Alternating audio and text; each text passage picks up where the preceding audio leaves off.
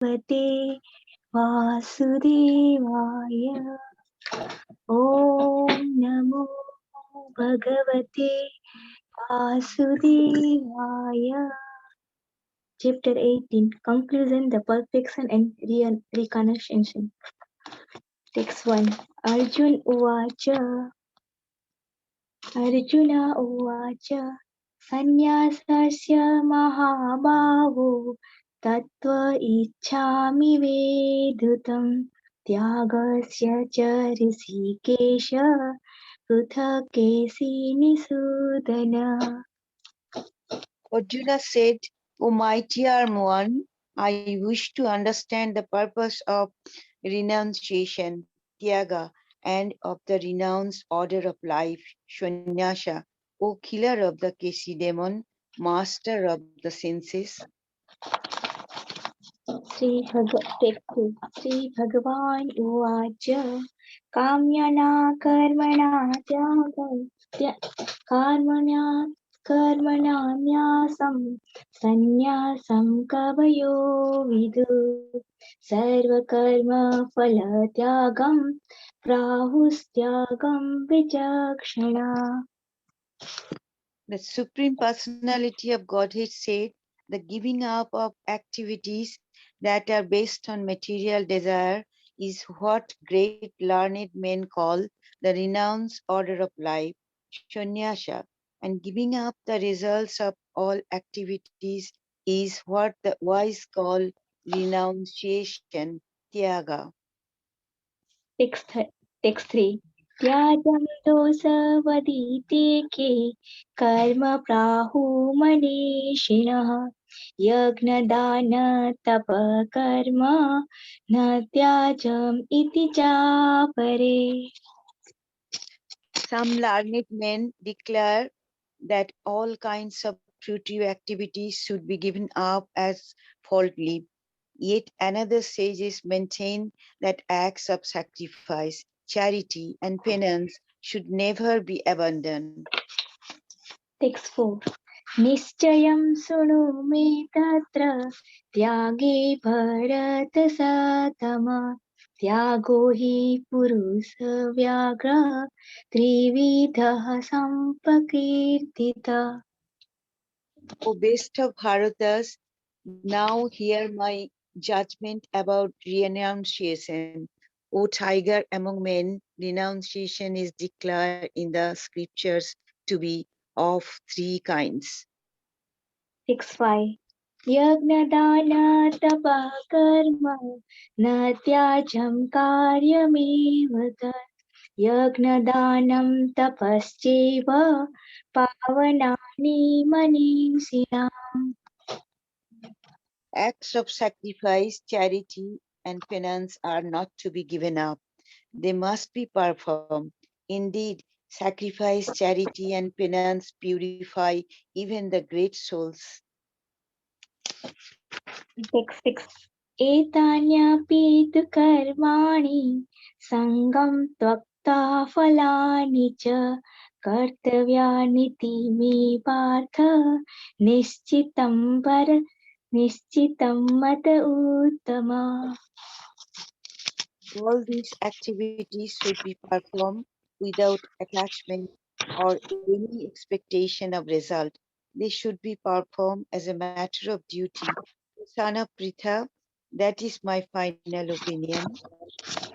Text 7 नियतस्य तु संन्यासः कर्मणो नोपपद्यते मोहातस्य परित्यागस्तामसः परिकीर्तितः. Prescribed duties should never be renounced. If one gives up his prescribed duties because of illusion, such renunciation is said to be in the mode of ignorance. Text 8 दुःखम् इत्येव यत् कर्म कार्यक्लेशभयात् त्यजेत् स कृत्वा राजसं त्यागं नैव त्यागफलं लभेत्. Anyone who gives up prescribed duties as troublesome or out of fear of bodily discomfort is said to have renounced in the mode of passion. Such action never leads to the elevation of renunciation.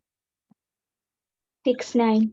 Karya itev yat कार्य इति एव यत् कर्म नियतं क्रियते शुनः संज्ञ फलं चैव स त्याग सात्विको मतः.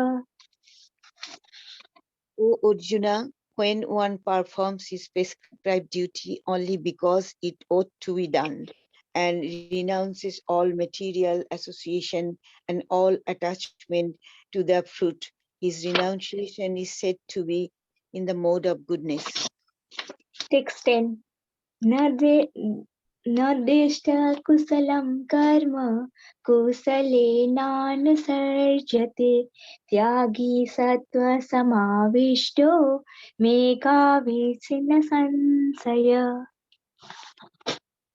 The intelligent renouncer situated in the mode of goodness, neither hateful of inauspicious work nor attached to auspicious work, has no doubt about work.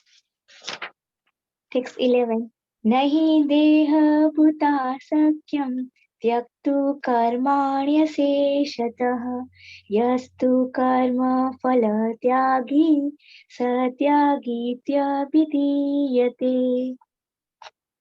It is indeed impossible for an embodied being to give up all activities, but he who renounces the fruit of action is called one who has truly renounced. Text 12. अनिष्टम् इष्टमिश्रं च त्रिविध कर्मणा फलम् भवत्यत्यागिना प्रीत्य न तु सन्न्यासिना क्वचित्. For one who is not renounced the threefold fruits of action, desirable, undesirable, and mixed, occur after death. But those who are in the renounced order of life have no such result to suffer or enjoy. Text 13. पच्चितानि महाबाहु कारणानि निबोध मे साङ्ख्ये कृतान्ति प्रोक्तानि सिद्धये सर्वकर्मणाम्. O mighty Arjuna, according to the Vedanta, there are five causes for the accomplishment of all action. Now learn of these from me. Text 14. अधिष्ठानं तथा कर्ता कारणं च पृथग्वर्धनं विविधास्य पृथक् स्टेष्टा देवं चैवात्र पश्चिमम्. The place of action, the body, the performer, the various senses, the many different kinds of endeavor, and ultimately the super soul. These are the five factors of action. Text 15. शरीरवाक्मनोभिः कर्म प्रारभते नर ज्ञान्यं वा विपरीतं वा पश्यते तस्य हेतवः. Whatever right or wrong action a man performs by body, mind, or speech is caused by these five factors. 16. तत्रैवं सति कर्तारम् आत्मानं केवलं तु य पश्यत्य कृतं बुद्धित्वान् न सम्पश्यन्ति दुर्गते. Therefore, one who thinks himself the only doer, not considering the five factors, is certainly not very intelligent and cannot see things as they are. 17. यस्य नाह कृतं बाहु बुद्धि यस्य न लिप्यते हत्वापि स इमा लोकान् न हन्ति न निबध्यते. One who is not motivated by false ego, whose intelligence is not entangled though he kills men in this world, does not kill, nor is he bound by his actions. 618. Jnanam neya parignata trividha karma chodana karanam karma karteti trividha karma sangnah. Knowledge, the object of knowledge, and the knower are the three factors that motivate action. The senses, the work, and the doer are the three constituents of action. 619. Jnanam karma cha karta cha trideva gunavedata pochyate guna sankhyaane yatha vashunatanyapi. According to the three different modes of material nature, there are three kinds of knowledge, action, and performer of action. Now hear of them from me.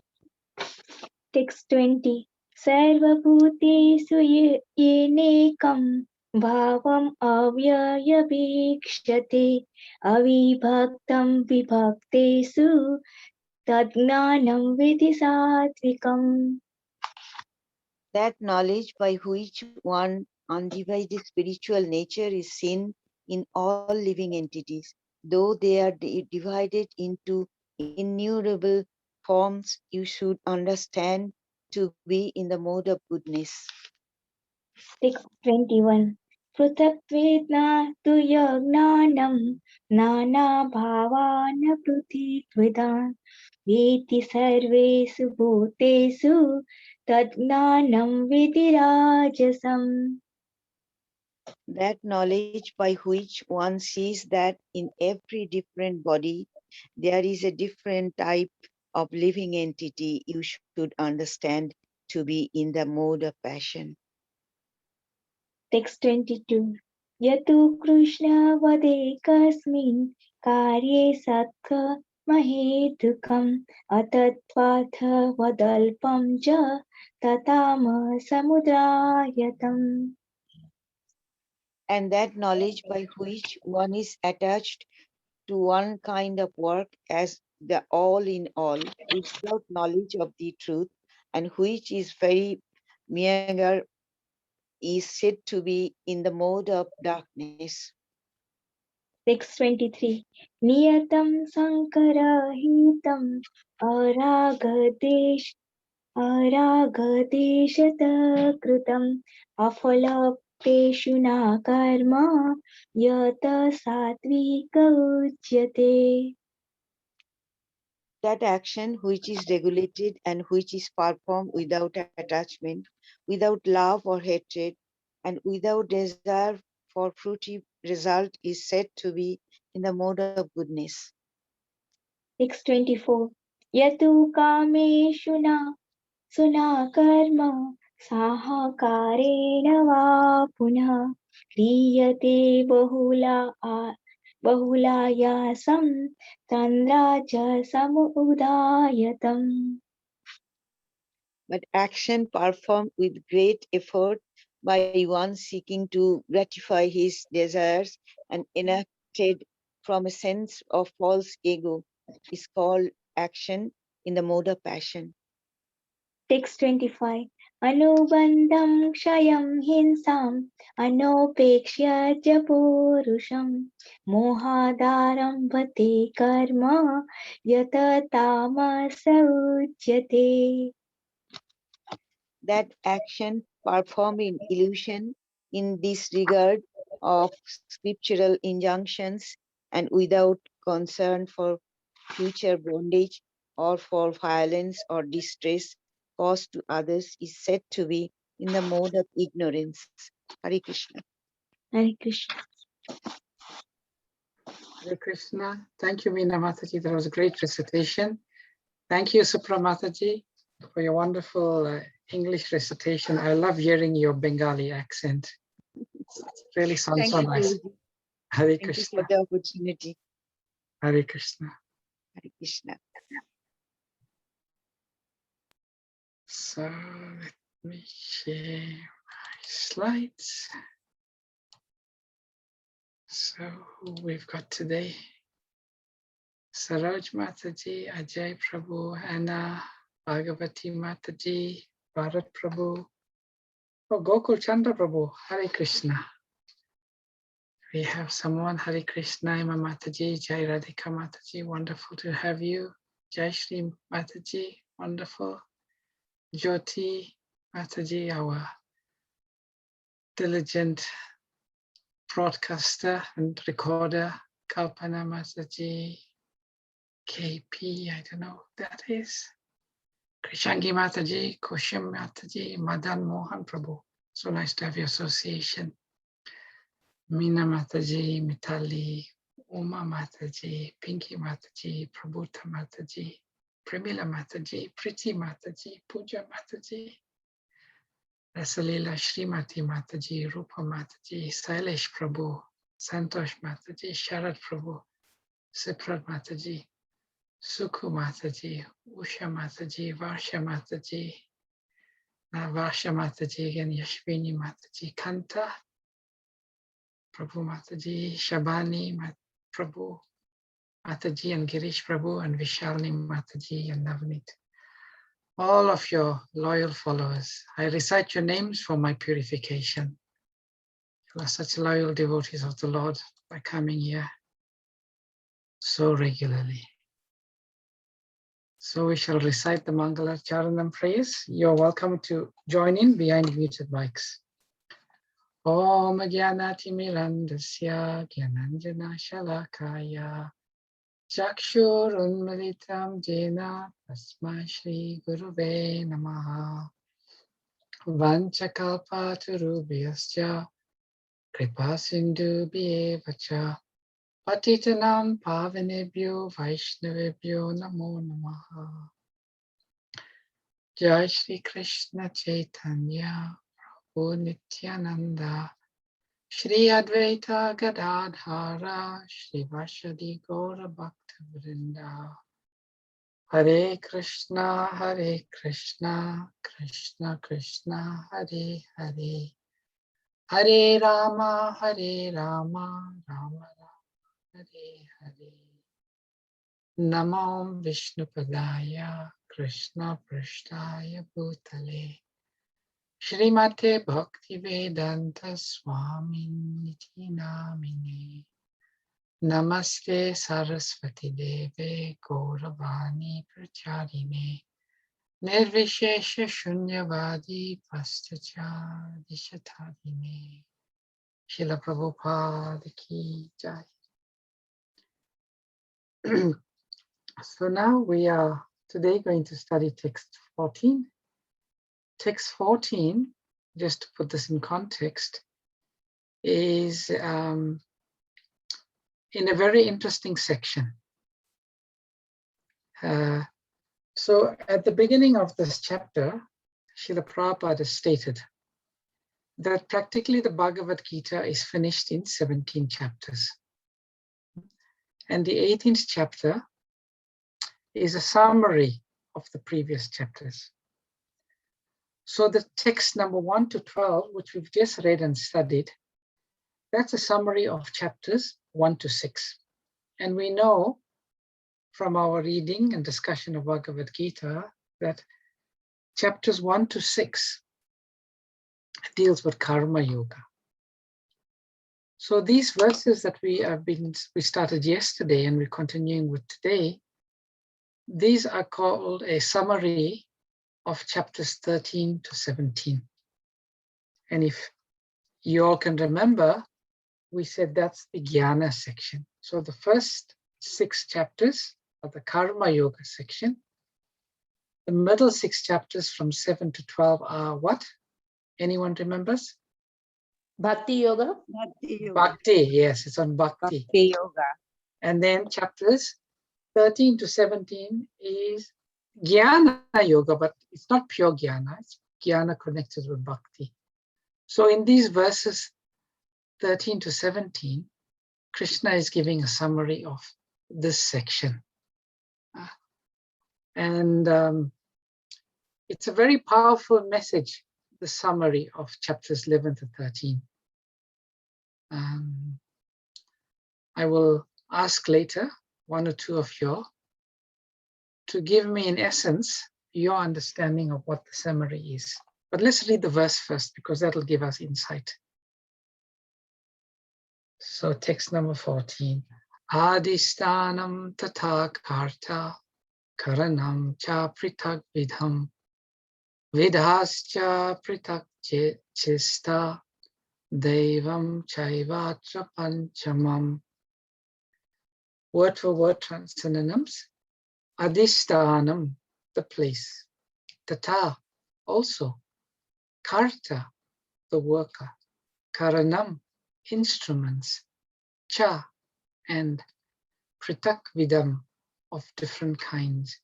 Vividaha, various. Cha, and pritak, separate. Chetas. Chestaha, the endeavors. Daivam, the supreme. Cha, also. Eva, certainly. Atra, yeah.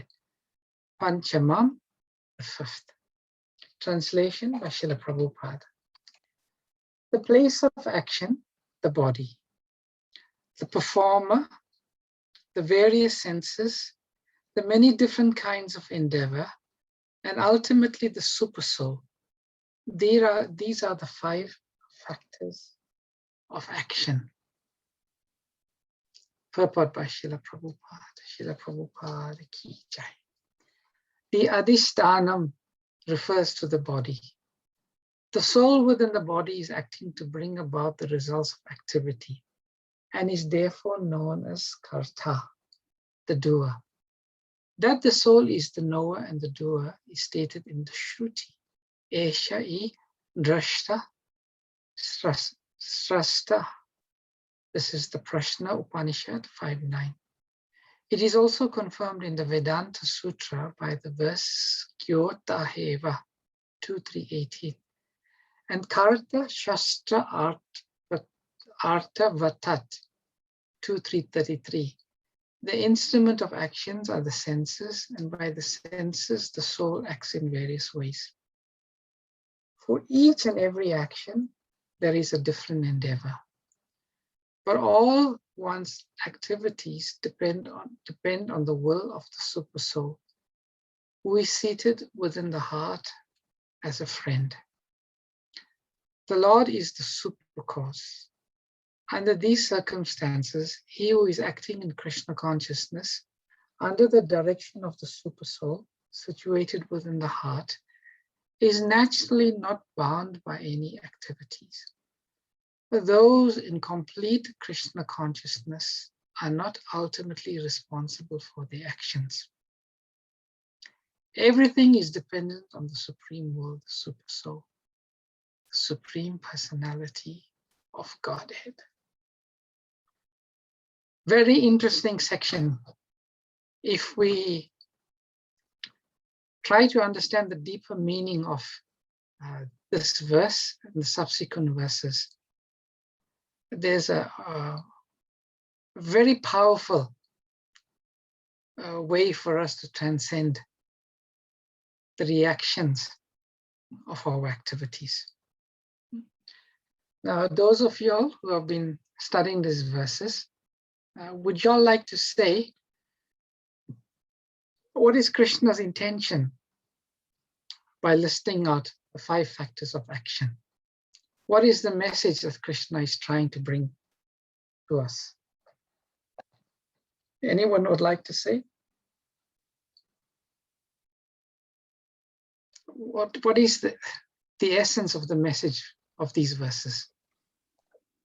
Hare Krishna Prabhu. Sorry. Yeah. Is that Rupa Mataji? Hare Krishna. Yes, Prabhuji, I was there, but somebody else wants to speak. Yes. It's okay. You go ahead, Rupa Mataji. Go ahead. Oh, I don't want to be the first always. Sorry. Oh, you Sorry. go on. Okay, then my humble obeisances, Prabhuji.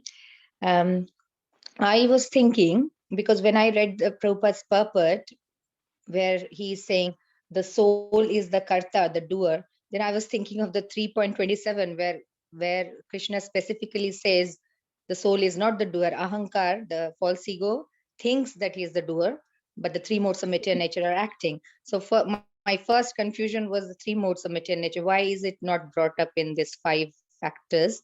But I think what Krishna is trying to say in this verse is that you are not the only doer. I mean, the soul is the doer, but that's what I just now thought, that Krishna is trying to say that you have to think about these 5 factors and ultimately the super soul. So ultimately Krishna, you have to think it's not about the false ego. That's what, I don't know if I'm correct, but that's what I think Krishna wants to say to us.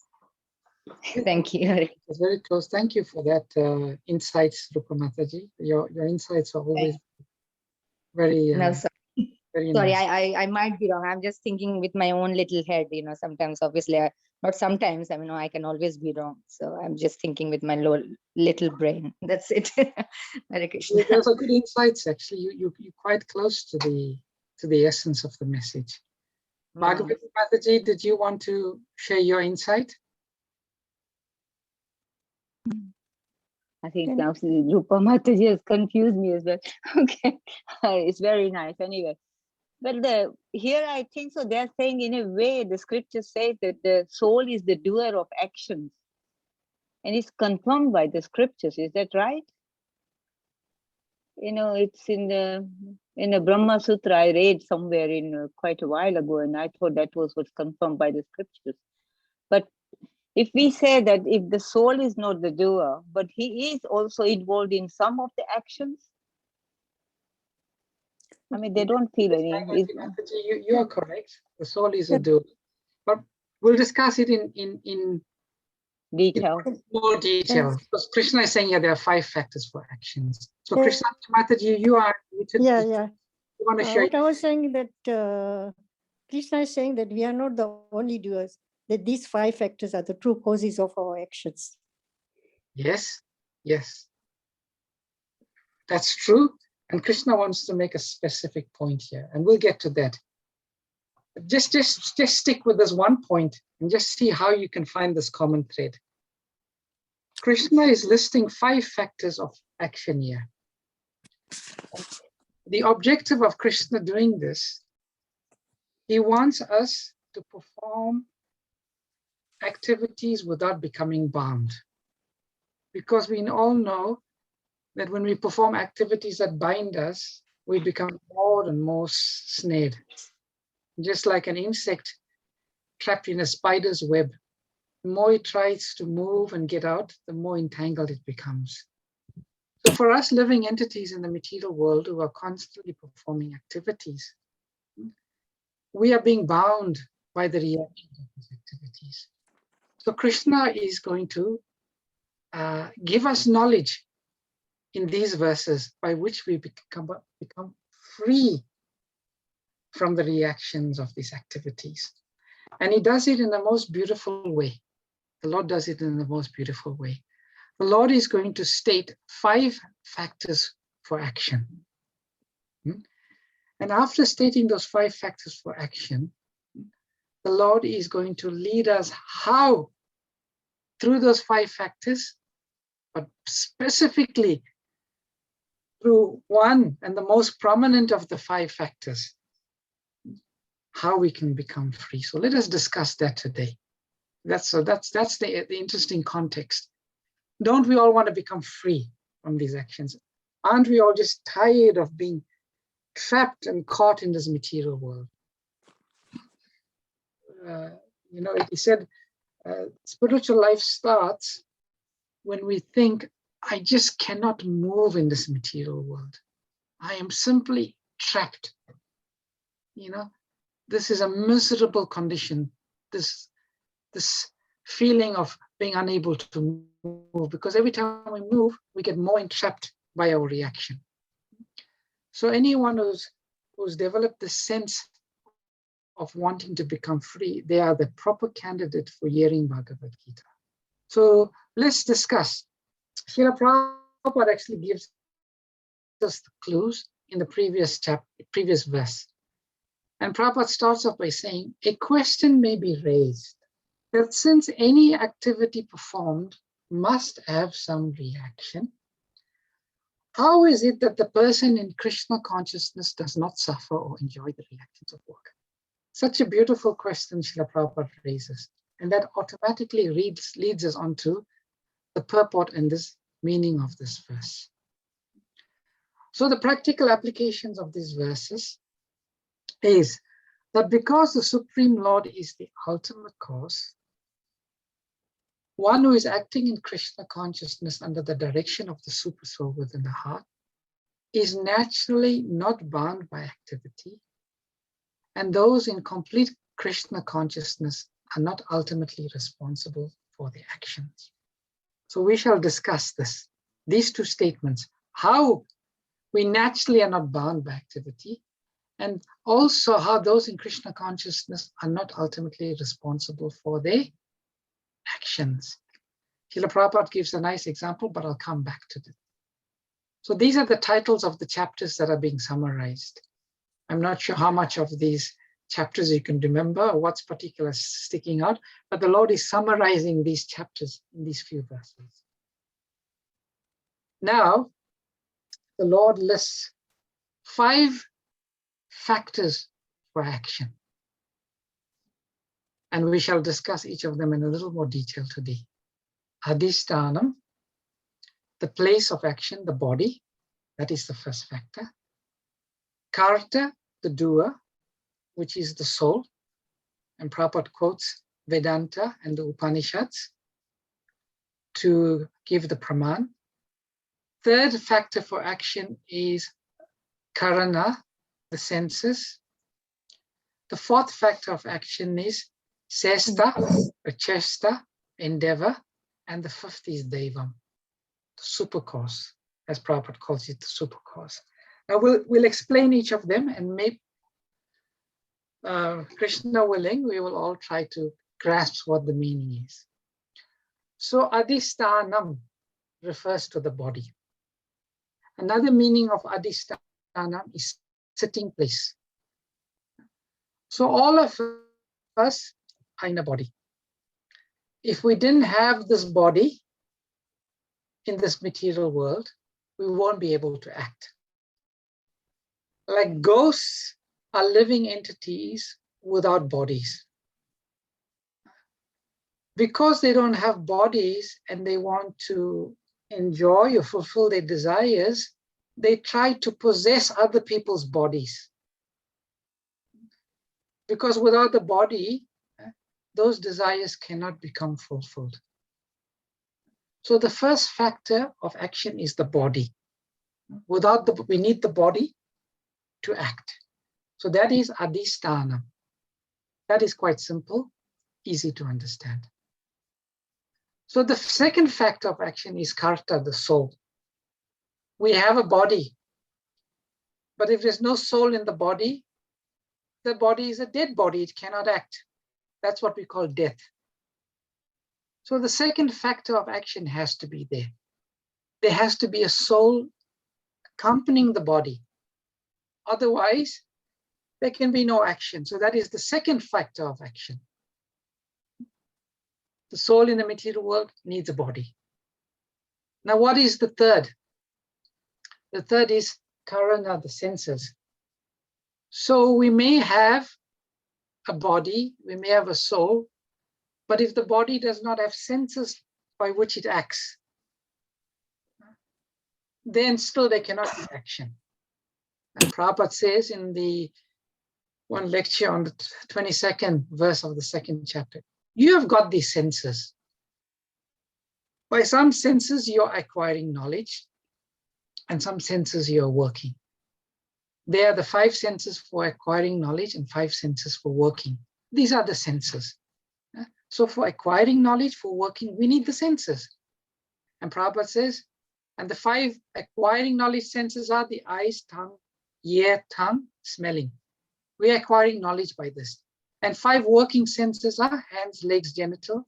And in this way, 5 working senses.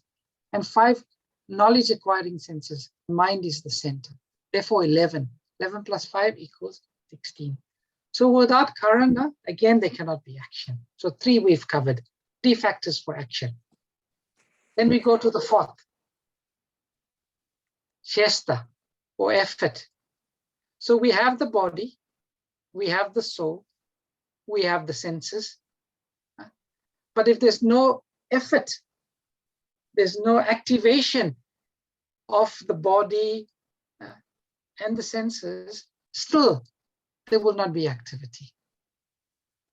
And lastly, we come to the super soul, Daivam. This is the most prominent. This is the most prominent. So we may have the body, there may be the soul, there may be the senses, there may be the endeavor. But without the sanction of the super soul, nothing can happen, no action can take place. Daivam needs to sanction. Prabhupada often in his teachings, you must have heard, he gives the example of 2 birds sitting on a tree. One bird is eating the fruits of the tree, and the other bird is witnessing. So the super soul has 2 functions, witnesser and permitter. If the super soul does not permit, no action can take place. No action can take place. Now, this is the most important part. Those living entities who act in every one of their actions, who act under the direction of the super soul, they become free from all reactions of work. But those living entities who neglect the super soul, the 5th and the 5th and the most prominent factor of action, if they simply act according to the body, the senses, and the endeavor, the other 4 factors, forgetting the super soul, they will be constantly bound. So this is what Krishna is explaining in these verses, very important gyan, knowledge. 5 factors for action. If you act according to the 4 factors, forgetting the 5th one, you will always remain in the material world. But if we act according to the direction of Daivam, the super soul, then we become free. Now, someone may ask the interesting question, how do I act according to the direction of the super soul? I can't hear the super soul. The super soul is not giving me direct instructions. So how do I know that I am acting according to the soul? How can I act according to the super soul? Would anyone like to answer that question? Yes, Prabhuji, listening to the spiritual master, who is as good as the super soul. Yes, wonderful. Also, Prabhuji, spiritual master and the Shastras, the scriptures. Spiritual master and the Shastra. Okay, wonderful. Yes, Guru Sadhu Shastra. Srila Prabhupada always said that the spiritual master is the external representation of the super soul. In 1972, Srila Prabhupada wrote one very nice letter to one of his disciples, Rupanuga. And he wrote as follows in one of his paragraphs. Regarding your question, this surrender to super soul is in the advanced stage of Krishna consciousness. So long one is not advanced, he has to take information and direction from the representation of the super soul or the spiritual master. The spiritual master is the external manifestation of the super soul. Thus the Lord helps the living entity. Thus the Lord helps the living entity, helps both from inside and outside. So from within the heart, one who is surrendered to the Lord, the super soul directs from inside. And from outside, the super soul manifests as the spiritual master. And the spiritual, so the disciple will go to the spiritual master and say, Dear Gurudev, I want to act in accordance to your wishes, because you are the external representation of the Super Soul. Please instruct me. And Srila Prabhupada says there are two aspects of the spiritual master, Vapu and Vani. Vapu is the physical presence of the spiritual master, where the spiritual master will directly through his mouth tell you, do this, don't do that, do this, do that. And then there is the Vani, the instructions. And the instruction can take the form of spoken word or written word. So the disciple who follows the Vapu when the spiritual master is physically present, and the Vani when the spiritual master is not physically present, it can be taken, such a disciple acting in this way is completely in tune with the Super Soul, and whatever activities such a individual or devotee performs will be completely free from all action. Once Srila Prabhupada told one interesting story. He said there are three types of disciples: the first class, the second class, and the third class. The third class disciple, the guru will give him an instruction and he will make a complete hash of it. You will think, what did the guru say? Did he say this or did he say that? What did he mean by that? So the guru will give an instruction, he'll make a hash of it. That's the third class disciple. The second class disciple, the guru will give an instruction to the disciple and the disciple will accept it perfectly. So who is the first class disciple? Does anyone know?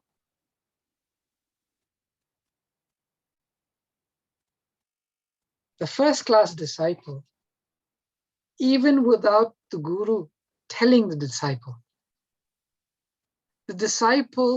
knows the heart of the guru, and he will do it, and he will do it perfectly. Therefore, Srila Prabhupada says here, regarding your question, this surrender to Super Soul is in the advanced stage of Krishna consciousness. So long one is not advanced, he has to take information from the Super Soul.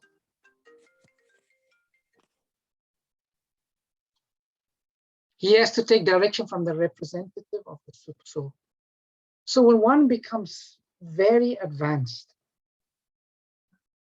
one becomes one with the Super Soul. That means one understands. So the Super Soul is in the heart of the guru. The Super Soul is in the heart of the disciple.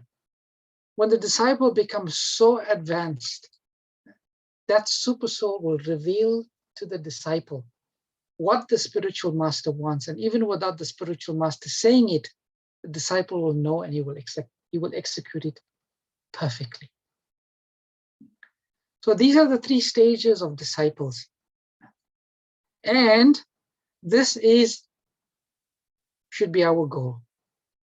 If we want to become free from material entanglement, we've got to come to the point of acting always in line with the desires and the instructions and the orders of the Super Soul as given by the spiritual master, and when we become advanced, as directed directly by the Super Soul.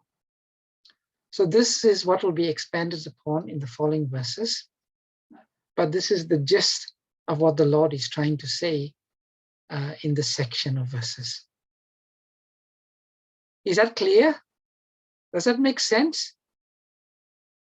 Yes, that's very nice, Prabhuji. It's made it so clear. Thank you.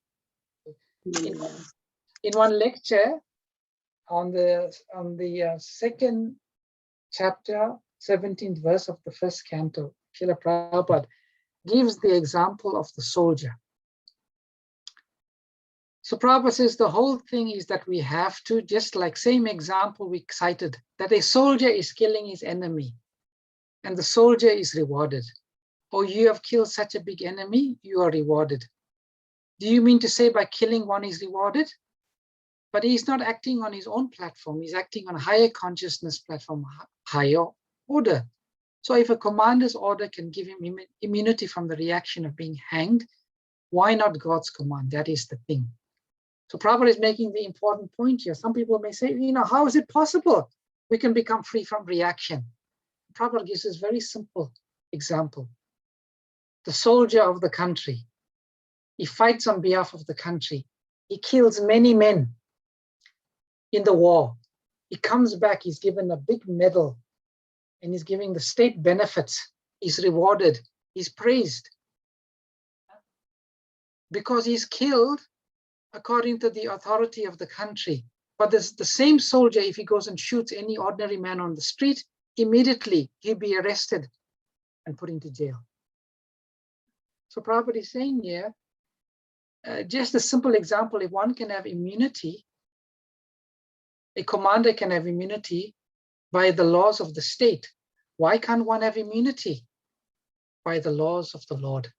If one simply follows the laws of the super soul. Such simple logic, but so clear, so clear. So I'll stop here. I'll take any questions, comments, or reflections that anyone may have.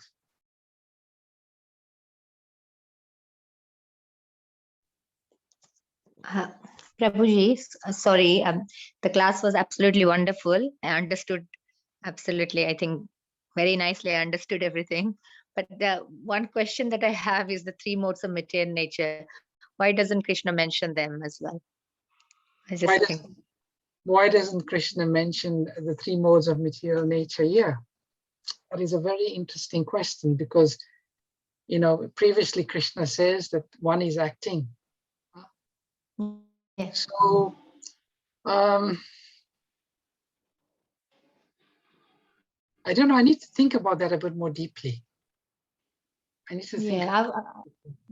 That's what I was, when I was reading the purport, and then Prabhupada cited that in the Vedanta Sutra, the soul is the doer, the soul is the doer. And I immediately thought, the soul, in one verse, in 327, Krishna is saying, karta ahamiti manyate. So the soul, ahankar vimudatma. So if only a fool will think that he is the doer, while, the ahankar vimudatma, the three modes of material nature are doing it, but you are thinking with your false ego that you are doing. So immediately I thought about that and I was thinking, okay, where does three modes of material nature come?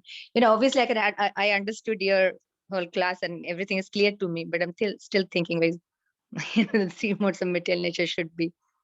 Yeah. That is also the cause kind of action. Yes. I will think about that more deeply. A few thoughts are coming to my mind now, but before speaking it, I'd like to think about it more. Why Krishna potentially, the Lord didn't mention that. But I'll think about it more deeply. Okay, thank you, Prabhuji. Could I speak? Yes, certainly, Mataji. This could be Krishna's Maya, and Krishna's Maya and Krishna, they are same. Like Maya is part of Krishna. And Trigunatmak nature is it not? I'm not sure I'm following you, Mataji. Would you like to explain a bit more? This Trigunatmak nature is because of Krishna's Maya. Yes. And Krishna's Maya is like play of Krishna. Uh-huh. So it's a drama where we are playing some role. Yes. So that's like, so this is maybe that's the reason he has not mentioned about Maya, because he's playing, isn't it? Mm-hmm. Mm-hmm. Essentially what Krishna is saying here, he's saying, if you act according to these four factors, you will be bound. Right? But if you take into consideration the fifth factor, you will not be bound.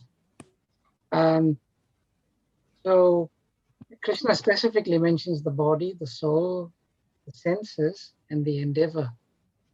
So it's interesting why Krishna's. It's interesting, in the previous verse, Krishna quotes Vedanta. He says, according to Vedanta, these are the 5 factors of action. So one reason could be, Rupa Mataji, that this is what Vedanta says about the 5 factors of action. So Krishna, when he speaks, you'll see the Lord, he sets the example that even when he speaks, he wants to quote Vedanta. So that was one thought I had, Rupa Mataji. Vedanta expresses, Prabhupada quotes the Vedanta Sutra and one of the Upanishads in the purport. Yes. It could be that Krishna is quoting that Vedanta explains these 5 factors. It doesn't mention the modes. So Krishna is simply repeating what Vedanta said. That was one thought I had, but I like to think about it more deeper. Okay, Prabhu. Hare Krishna. Prabhuji, Yes, Puja Mataji. can I ask a question? Yes, I didn't understand the concept of soul as being the karta. Okay, I try to explain it. If you have a body, Yes. and Yes. if you don't have a soul in the body, Yeah. the body can't act, right? Oh, in that way, that like consciousness. Yes, without consciousness, without there being a soul in the body cannot act. Okay. So in that context, the soul is one of the 5 factors of action. Okay, understood that way. Well, in that way, the modes doesn't come into factor, isn't it then? If the soul is there, how can modes come into factor in that way? Because soul is the main thing. But the soul, in the material consciousness, it acts according to, as Krishna has been saying in the previous chapters, the living entity, dependent on what mode they are situated, they act in a certain way according to the modes. So certainly that's in the Bhagavad Gita, that the modes play a role in how one acts. So I think that's the point Rupa Mataji is making. Sorry, Prabhuji, I have another question, which is another one. So when Krishna, in the previous chapters, Krishna said, I think Anumanta, was it the word Anumanta, Upadrishta Anumanta, no? The Upadrishta means the overseer, Prabhupada translate overseer, and the Anumanta, I think, is the permitter. So when Krishna says, Krishna says, I am the permitter, I'm giving. So the question will arise, like when terrorists or criminals do any activity, crimes. I mean, Krishna is the sanctioner of that activity, so that also confuses me. Yeah, it's true. He's the sanction. Prabhupada says not a blade of grass moves without the sanction of the Supreme Personality of Godhead. That, I mean, in law, obviously, if we say Krishna is the permitter, and I've not done the crime, so obviously law won't forgive us. But say Krishna, for one, who has not surrendered to him, is neutral, right? If according to your karma, some terrorist has to blow up where you are, that's your karma. Krishna is neutral. If you're not surrendered to him, he won't interfere. You don't want him to interfere. But at the same time, while being neutral, he still has to sanction. So those are not mutually exclusive, So Krishna can be the permitter, but and same time be neutral. Okay. That's the Vedic understanding. Oh yes, I understand now. So he is neutral, but obviously if a good person will do good things, and obviously a criminal will do the criminal act, but the criminal is born with that karma or the psychophysical nature of doing the crime. So Krishna kind of is neutral, but obviously the criminal can't act criminally if Krishna is not the permitter. Is that what you're saying? Yeah, he's sanctioning in the sense that he's not interfering. Yeah, it is. Yeah, he's like, he's not interfering, but at the same time, no one can act without the sanction of the Lord. It is a bit difficult to exercise, but the Vedic understanding that Krishna is neutral is not that he's sanctioning a particular activity, so that he's condoning it. No, it's not like that. There's a difference between sanctioning and condoning. Krishna is it's just a facility. Everything is Krishna's energy. The energy belongs to him. The living entity and the aspects of the energy, they cannot act by their own. Everybody needs the power of Krishna. So in that respect, otherwise if Krishna becomes involved in deciding, then he's not being neutral. And he says, for one who wants to act independently, he'll be neutral because that's what you want. You don't want him to. So according to your karma, the laws are simply there. He permits and he acts, he doesn't. Yeah, he doesn't interfere with, it doesn't interfere with the thinking of the person that, he's just, I can understand that. Yeah, I understood what you're saying. Thank you, Prabhuji. Thank you, Hare Krishna. Prabhuji, Yes, ma'am. Does it mean that from what I've understood, that Krishna being neutral and he has to sanction, but he does not interfere with our karmic activities.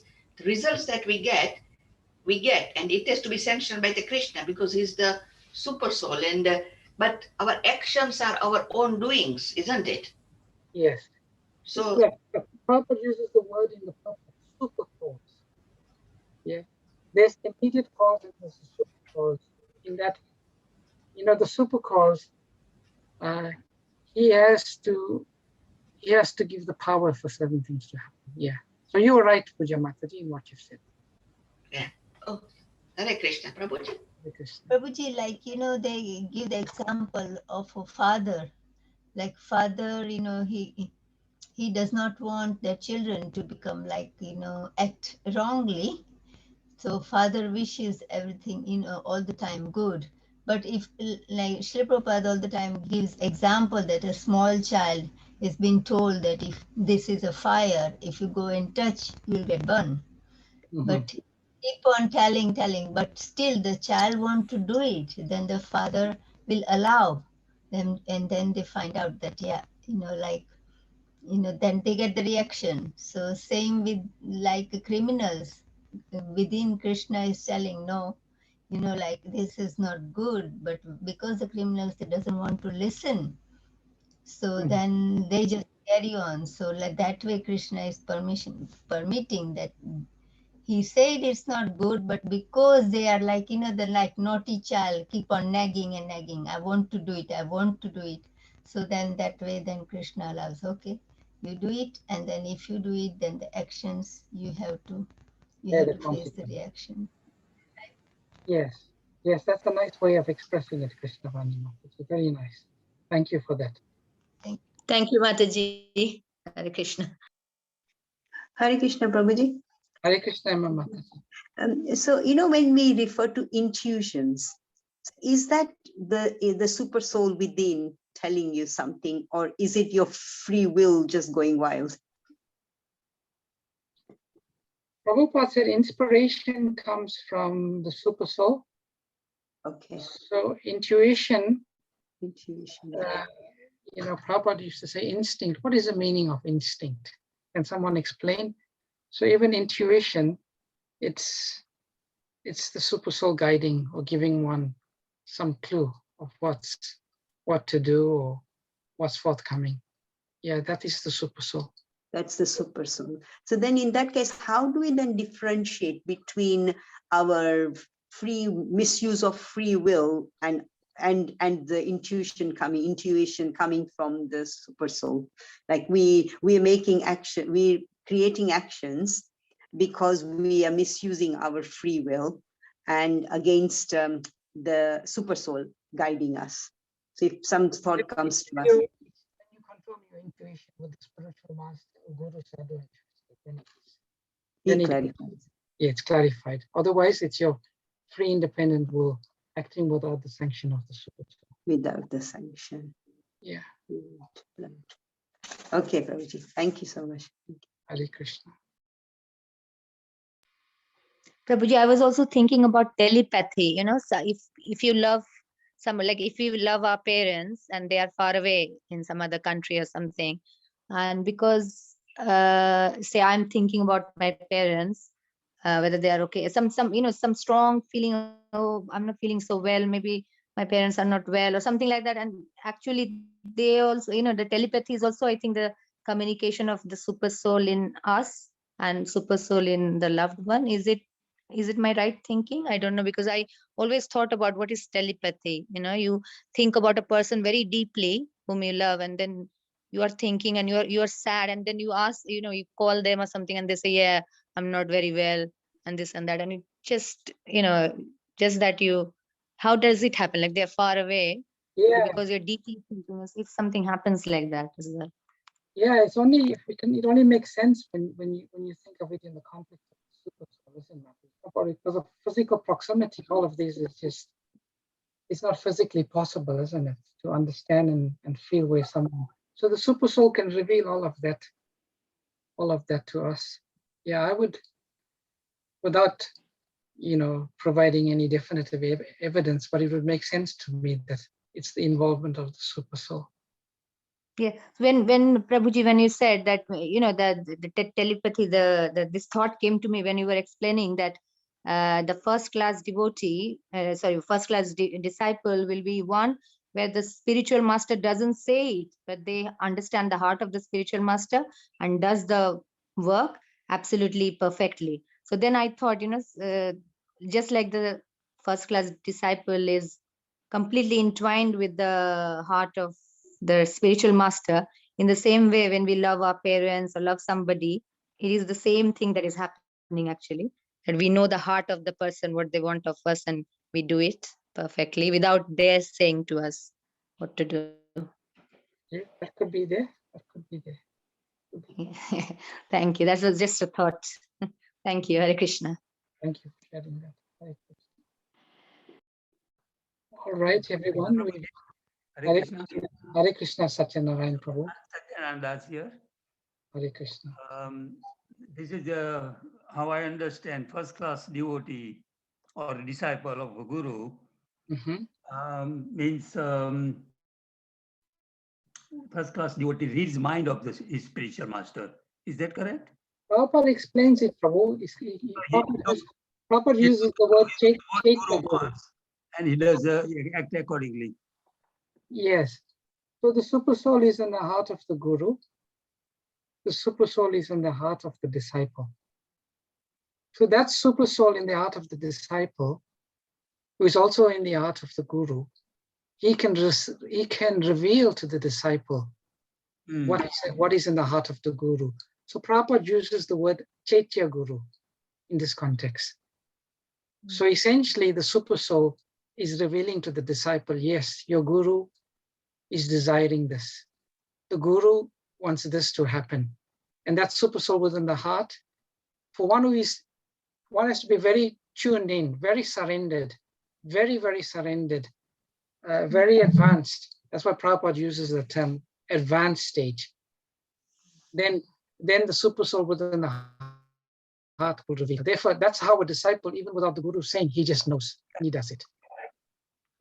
That's why I said he reads Guru's mind, what Guru wants. Yes. And he acts accordingly. Yes. So he's not wasting any time. Yes. And still he pleases a Guru. Yes.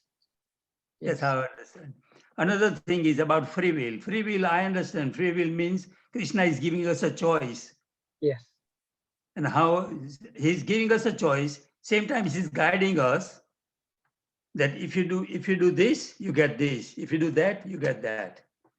And that's what happens to Arjuna. Krishna never forced Arjuna. And he explained, if you do that, you get this. If you do this way, you get this. Yes, that's true, Prabhu. Choice is yours. That's true. Prabhupada says free will simply means either to serve Krishna or not to serve Krishna. That is the only choice basically we have. Yeah. To serve Krishna or not serve Krishna. Rupa, Emma Mataji, it's like Rupa Goswami tuned into Mahaprabhu's thoughts. Exactly, Emma Mataji. He knew exactly when Mahaprabhu was reciting that verse in Ratha Yatra, no one else could know it. But Rupa Goswami knew, and he wrote it in a leaf, and he tucked it. And Mahaprabhu saw that, and he was asking, he says, how could Rupa know my mind? Therefore, we recite this phrase, Sri Chaitanya Manobhistam Stapitam Yena Bhutale Swayam Rupa Kadamayam Dadati Swa Padantikam. Manobhistam. Srila Rupa Goswami, Sri Chaitanya Mahaprabhu had bestowed the mercy upon him that he could know what it was in Mahaprabhu's heart. That's a nice example, Imam Mataji. Thank you for reminding us. But he had showered the mercy, but then he's asking, how did he know my mind? Yeah, that's the irony. It's by the mercy of the Guru, yeah, one gets that potency. Yes. It's a mystery. The spiritual science is a mystery. Okay, everyone. Thank you so much for your service. Thank you for participating today. Thank you very much. Someone had a question. Sorry, Pusha Mataji, did you have a question? No, Prabhuji. Did someone say they had a question? Okay, that's fine. Okay, Ananta Koti Vaishnava Vrinda ki jai, Srila Prabhupada ki Jai. Hare Krishna, Hare Hare Krishna. Krishna. Krishna, everybody. Prabhuji for the wonderful